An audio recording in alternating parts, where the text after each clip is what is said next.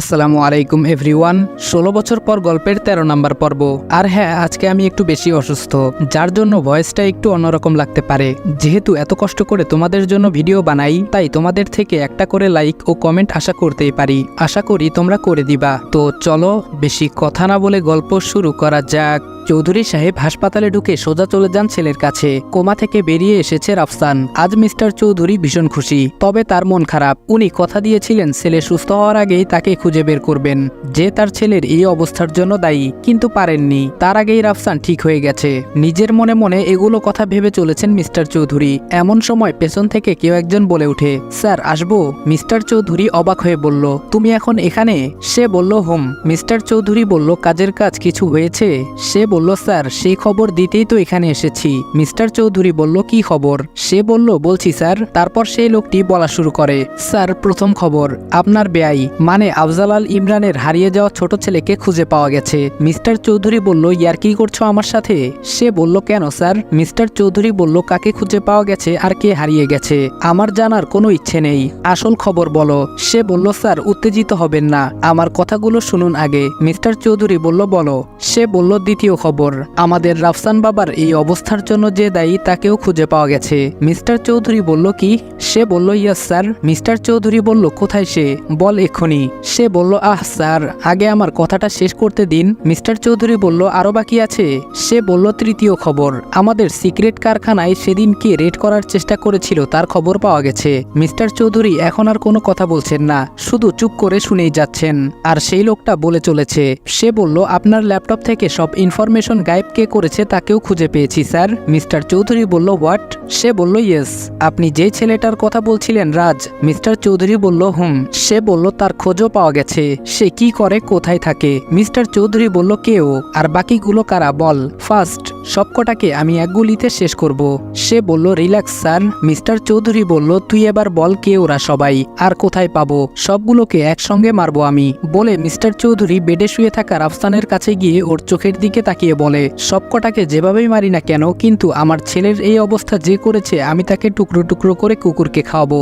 সে বলল, স্যার আমার খবর কিন্তু এখনো শেষ হয়নি। মিস্টার চৌধুরী বলল, বল কে এরা? সে বলল, স্যার রাফসান বাবার এই অবস্থা যে করেছে, আমাদের সিক্রেট কারখানায় যে ফার্স্ট রেড করার চেষ্টা করেছে, আপনার ল্যাপটপ থেকে যে ইনফরমেশন সরিয়েছে, এরা কেউ আলাদা ব্যক্তি নয় স্যার। মিস্টার চৌধুরী বলল, কি? সে বলল, হ্যাঁ স্যার, রাজও কিন্তু রাজ নয়, এরা কেউ আলাদা আলাদা ব্যক্তি নয়, একজন। আর ব্যক্তিটি হলো আপনার বেআইয়ের হারিয়ে যাওয়া সেই ছোট ছেলে Adibal Ihsan, senior officer of Bangladesh army. Mister Chowdhury বলল, হোয়াট? কি বলছো এসব? সে বলল, ইয়েস স্যার, অল নিউজ আর 100% শিওর। মিস্টার চৌধুরী বলল, নো নেভার, হতে পারে না। রৌফ চৌধুরী এত বড় ধোঁকা কিছুতেই খেতে পারে না। আমার এত বছরের করে আসা প্ল্যানিং এভাবে শেষ হতে পারে না। সে বলল, বোকামি হয়ে গেছে স্যার, আমরা এতটাই ওভার কনফিডেন্স ছিলাম যে আমাদের দুর্বলতার সুযোগ কেউ নিতে পারে আমরা তা কল্পনাও করতে পারিনি। মিস্টার চৌধুরী বলল, সে এখন কোথায়? সে বলল, হাসপাতালে। তারপর লোকটি সব ঘটনা খুলে বলে। মিস্টার চৌধুরী বলল, কি ঈশিতা পুলিশ অফিসার? সে বলল, ইয়েস স্যার। মিস্টার চৌধুরী বলল, ওহ গড, তুই এত বোকা কখন হয়ে গেলি চৌধুরী? বাচ্চা বাচ্চা ছেলে মেয়েগুলো তোর নাকের ডগা দিয়ে তোর সাজানো স্বপ্ন ধ্বংস করে দিচ্ছে প্রতিনিয়ত, আর তুই টের পেলি না। কথাগুলো সে নিজেই নিজেকে বলছে, আর একের পর এক লাথি মারছে হাসপাতালের দেয়ালে। হ্যালো বন্ধুরা, আজ আমি ওয়ানেক্স নামের একটি অ্যাপ সম্পর্কে বলছি, যেটি সবচেয়ে বিশ্বস্ত। বিখ্যাত পিএসজি ও সিরিয়া এখানে স্পন্সর। এশিয়া কাপ চলছে, এটাই ক্রিকেট প্রেমীদের জন্য দুর্দান্ত সুযোগ। এখানে সমস্ত ক্রিকেট, ফুটবল ও অন্যান্য ম্যাচের ফলাফল এবং ম্যাচটি লাইভ দেখতে পারবে ও স্কোরের ভবিষ্যৎবাণী করে নগদ জিততে পারবে,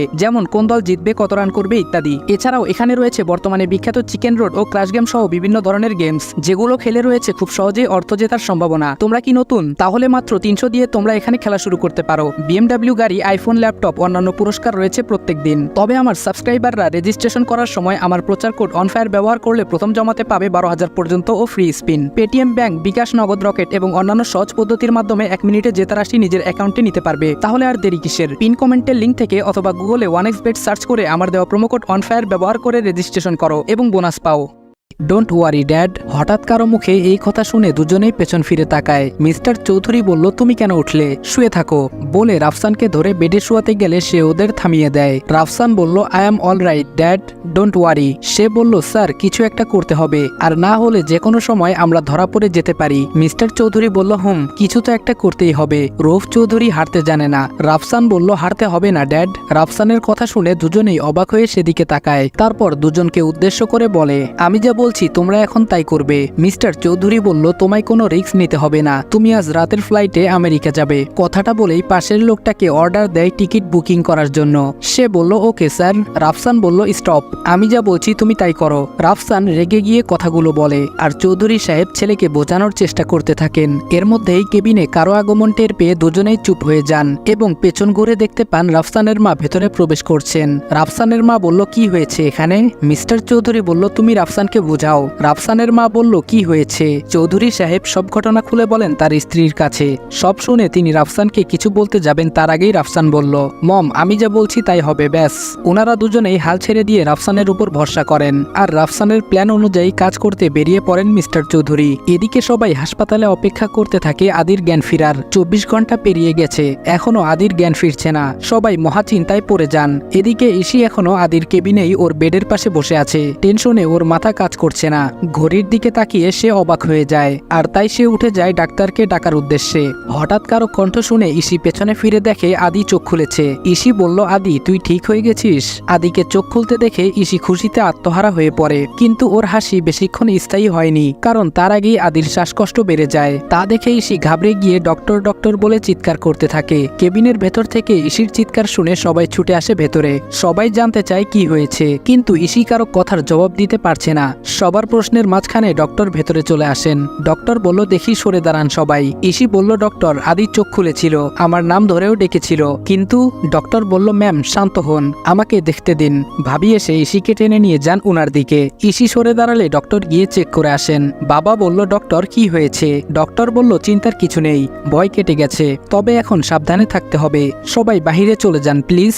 রাতুল বলল, সরি ডক্টর, স্যারকে এখন প্রোটেকশনে রাখতে হবে, কারণ উনার এখানে একা থাকাটা রিস্ক। ইসি বলল, আমি থাকবো। রাতুল বলল, আপনি বাড়ি যান প্লিজ, কাল থেকে অনেক ধকল গেছে, চিন্তা করবেন না, স্যারের কাছে আমি আছি। ইসি বলল, না আমার সমস্যা হবে না, আমি থাকতে পারবো। ভাইয়া বলল, ও ঠিক বলেছে ইসি, বাড়িতে চল। ডক্টর তো বলল আদি এখন আউট অফ ডেঞ্জার। অনিচ্ছা সত্ত্বেও সবার জোরাজোরিতে বাড়িতে যেতে বাধ্য হয়। রাতুল ইসিকে বারবার বোঝায় চিন্তা না করতে, সে আছে এখানে। অন্যদিকে সুজন আর বাকি তিনজন অফিসে পৌঁছে কাজে লেগে পড়ে। সুজন তাদের পেনড্রাইভ থেকে পাওয়া ইনফরমেশনগুলো দেখায়, যা দেখে অবাক হয়ে যায় সবাই। নীরব বলল, স্যার এসব কখন করলেন আপনারা? সুজন বলল, এই প্ল্যান সম্পর্কে আদি তোমাদের কিছু জানায়নি? অগ্নি বলল, না স্যার।